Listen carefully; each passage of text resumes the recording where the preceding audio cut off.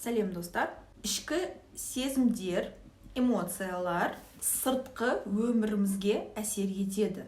Яғни сіздің санаңызда қандай процестер, құбылыстар болып жатса, солар біраздан соң, біраз уақыт өткеннен кейін сыртқы өміріңізге әсер етеді. Сыртқы өмір деген не? Бұл сіздің жұмысыңыз, бұл басқа адамдармен қарым-қатынас, денсаулығыңыз, бұл жалпы сіздің өміріңіздегі болып жатқан барлық салалар. Ол салаларды құрастыратын тек сіз өзіңіздің ішкі санаңыздың табиғатына қарай. То есть өз-өзіңізбен қандай қарым-қатынаста болсаңыз, жақсы қарым-қатынаста, ішіңізде гармония, өмір рахатын сезіп тұрсаңыз, ішкі еркіндігіңіз болса, бақытты сезінсеңіз, сіздің сыртқы өміріңіз де тура сондай болып тұрады. Адамдар көбінесе қалай ойлайды? Мен сырттан, мысалы, көлік сатып алсам, бір саяхатқа шықсам, үй соқсам, бала тусам, үйтсем, бүйтсем, бақытты боламын деп ойлайды. Пенсияға шықсам, тағда бір заблуждение. Вот сол кезде мен рахаттанып, өмір сүре аламын деп ойлайды. Бұл екі жақтан иллюзия мен ошибка болып табылады. Біріншісі, это то, что сіз білмейсіз, ертең вообще тірі боласыз ба, ертеңгі күніңіз болады ма сізде, или болмайды ма? То есть біз бұл уақытта меншілдігіміз, то есть гордыня дейді орысша айтқанда, өзімізді соншалықты Құдайдан крутой деп санаймыз да. Вот мен білем, ертең бүрсігүні бір ай, бір жылдан кейін де күшті өмір сүріп тұрамын, өмірім аяқталмайды. Сондықтан вот сондай грандиозный пландарды қоямыз да өзімізге. Пенсияға шыққанда демалам, или тұрмысқа шыққан кезде бақытты болып қалам. Балдарым туылған кезде точно бақытты боламын, точно өмірім күшті болып кетеді деп өзіміз солай өтірік пландар, иллюзиялық пландарды қоямыз. Қараңыздар, біздің эмоцияларымыз, ішкі эмоцияларымыз, сезімдеріміз не всегда ровный болып тұрады, не всегда гармоничный бір қалыпты болып тұрады. Адам бұл осындай сосуд, осындай бір ваза десек болады, даже нет, ваза емес. Вазаның дносы бар ғой. Вот сосуд как труба сияқты дейікші, мақұл, труба сияқты. И күн сайын бізге определенное количество энергии келіп тұрады, энергия. Азанда оянған кезде көзіңізді аштыңыз, все, сізге бір ящик энергия келді деген сөз. И сол энергияны қалай өткізесіз в течение дня? Қандай сезімдерде боласыз? Не істейсіз? Өмірден рахат аласыз ба? Істеген тірлігіңізге риза боласыз ба? Өміріңізге ризашылық білдіресіз бе? Вообще, негізі, в общем, бақытты боласыз ба? Осының бәрі сіздің сол энергияның дұрыс өтуіне, труба арқылы дұрыс өтуіне әсер етеді. Егер эмоциялар, қараңыз, бір сезім келді да сізге. Мысалы, біреуге қапа болдыңыз, или жынданып тұрсыз. И сол жынды шығарудың орнына раз проглотили, да? Или, например, қапа болдыңыз, да? И вместо того, чтобы сказать об этом, да, корректно, нормально, дұрыс сөзбен айтуға болады қапа болғанда. И корректно деген өзіңнің жағынан айтасың. То есть сен кінәлі емес, маған осы ситуация ұнамайды. Маған сенің үстіп сөйлегенің ұнамайды. То есть өзіңіз туралы айтасыз. Сол кезде сіздің эмоцияңыз корректно шығады. И когда біз эмоцияларды дұрыс проживать еткен кезде, дұрыс сезімдермен соны сезіп, дұрыс шығарған кезде біздің энергиялық потогымыз нормально жүріп тұрады сол трубадан, ешқандай кедергісіз, прямой. Келесі күні тағы да энергия келіп тұрады. И өзімізді шаршағанда емес, нормально, хорошем настроении, тонуста сезінеміз. Ал егер біз эмоциялар мен сезімдерді блокировать етсек, мысалы, мына жерде айтпай қалдым, нақты айтпай қалдым, нақты қысып қойдым деген кезде, не деген сөз ол? Эмоцияны жұтып алдым да, бір денемнің бір бөлігіне тығып қойдым деген сияқты. То есть эмоция келді, шығарған жоқсыз ол эмоцияны, все, застряло где-то. И сол, где это застряло, сол жер обычно, денедегі сол жер реагировать етеді. Мысалы, өзіңіздің границаңызды біреу басып тұрса, и сіз өзіңізді защищать ете алмай қалсаңыз, қорғай алмай қалсаңыз, мысалы, қалай қорғай аласыз? Сөзбен айта аласыз, дұрыс па? И сөйлей алмай қалсаңыз, то есть айтпадыңыз, айтатын нәрсе тамақта тұрып қалды. И все, келесі күні кашель, ангина, анау-мынау шығуы мүмкін. Потому что вот сіз сол конфликтті шешкен жоқсыз. Психика күйінде шешілмеген конфликттер дене арқылы шешіле бастайды. Өзіме көрсетпей қойын. Вот кішкентай кезімізде, есіңізде ма, бір жара, бір нәрсе туралы айтқан кезде, денеңде көрсетіп қойсаң, сразу ұрсатын. Өзің денеңде көрсетпе, типа, оттряхни это от себя. Он сол сияқты мен де оттряхиваю от себя. Бүгінгі тақырып негізі бізде шындық туралы, дұрыс па? Вот қазіргі қанша 5-7 минуттай уақыт сол шындыққа қарай подготовка десек болады. Итак, өмірдегі көптеген құбылыстарды шындық арқылы түзетуге болады, орнына қоюға болады. Мысалы, өмірде бір кризис, стресс болып тұрса, бұл всегда напряжение. Стресс – это напряжение. Раз стресс болып қалды, дене напрягаться етіп қалады. Осы напряжениені түсіру үшін бізге как раз шындық керек. Шындық өз-өзіңмен шындық. Например, бір кризис болып тұр, финансовый кризис болсын. Ішімізде, адамның ішінде не болуы мүмкін, не пайда болуы мүмкін, қорқыныш пайда болуы мүмкін. Ну, типа, вот, финансовый кризис болды, бағалардың бәрі көтерілді, енді не істеймін? Енді ақшам болмай қалады ғой, а вдруг мен сокращениеға түсіп қалам, а вдруг жұмысым жүрмей қалады. Не істеймін деп қорқады адам. Қорққан кезде полностью денесі напрягаться етеді.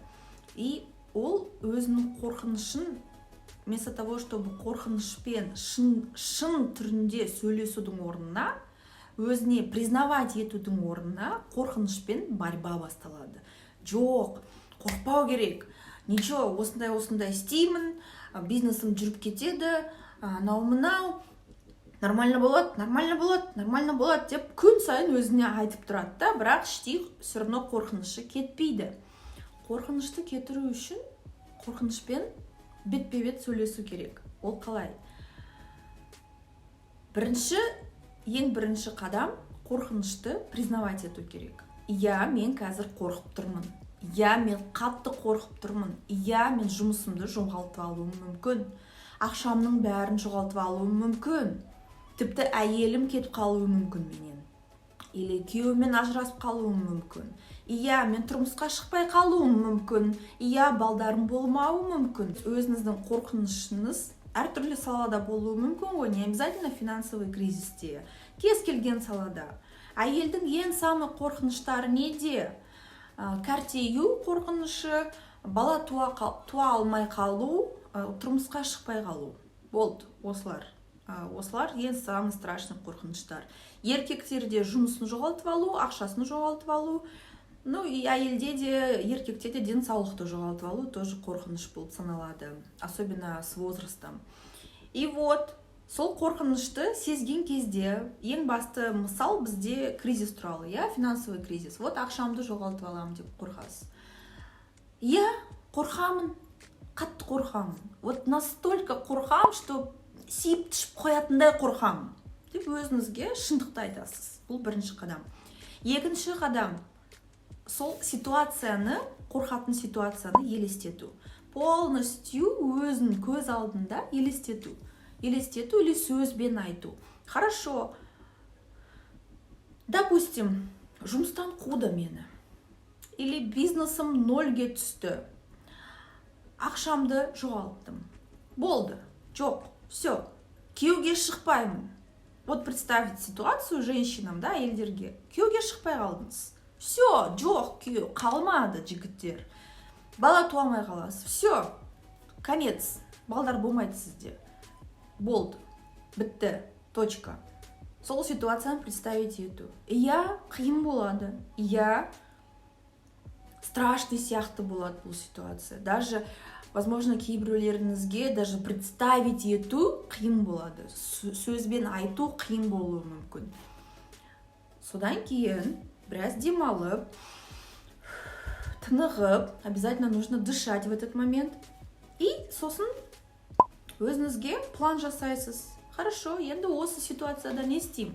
Жұмысты жоғалттым, ал не істеймін? Басқа жұмыс іздеймін. Дұрыс па? Не істейсіз басқа? Басқа жұмыс іздейсіз. Сіздің квалификацияңызда жұмыс болмаса, значит, одан ниже статуста жұмыс іздеймін. Әйтеуір жұмысты табамын ғой. Аяқ қолым бар, басым істейді, көзім тура. Әйтеуір Құдай бар, көмектеседі. Табамын жұмысты. Туысқандарымыз бар. Қазақтарда вообще туысқандар өте көп. Не үшін керек бізге туысқан? Кроме того, что помогать друг другу. Осындай кезде туысқандар керек шынымен де. Той тойлау, құдалыққа бару емес, именно осындай ситуацияларда бір-біріне поддержка болатын. Клан деген осы ғой, қазақтардың руластығы бекерден бекерге шықпаған. Вот, по-любому жұмыс табылады. Все, хорошо, ақшаларымды жоғалттым, ну ничего, заработаю. Тамаққа, если сначала заработаю, квартплатама заработаю, болды, мен уже өмір сүріп жатырмын. То есть, жұмысты жоғалтқаннан адам неге қорқады? Адам өліп қалам деп қорқады. Ең, мысалы, барлық қорқыныштарды алатын болсақ, ең соңындағы қорқыныш өлімнен қорқу. Жұмысты жоғалтып алсам, ақшам таусылып қалса, тамағым қалмайды, өліп қаламын. Болды, қазіргі заманда аштан өлу мүмкін емес бізде. Қазақстанда, по крайней мере. Егер аяқ қолың тура болса, ойың, миың болса, нанға ақша табылады.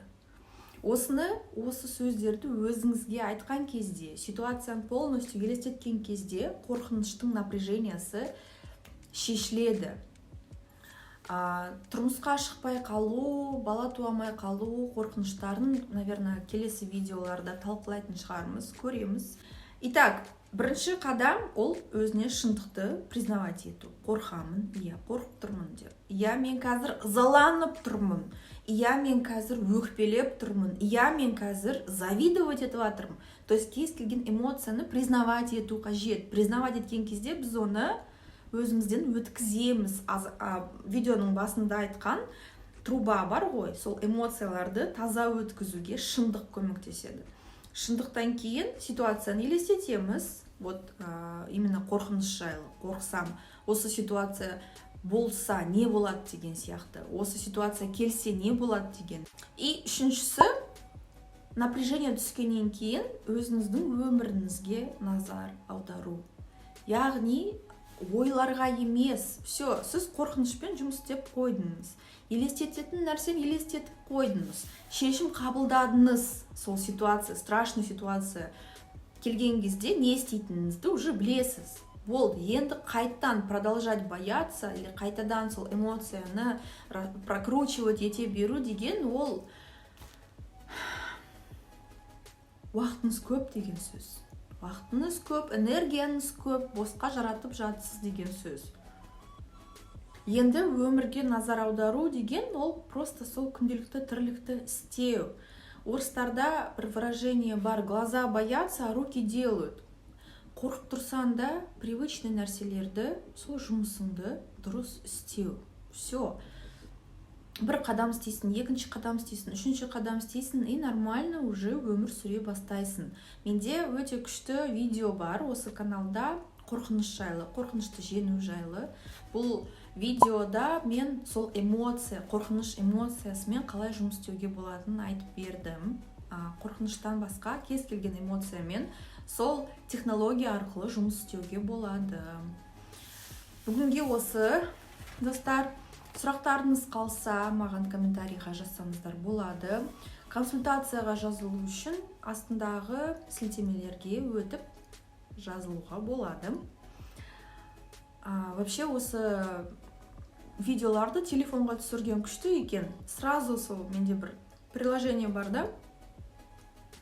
Сразу такая обработка мощная, и андай не аты неді, инстаграмда сияқты фильтр қоюға болады, и телефонда тез монтаж істелінеді екен. Мысалы камераға түсірген кезде оны ноутбукке аударасың, ноутбуктан 10 сағат оны монтаждан өткізесің, а так телефоннан раз снял и готово видео.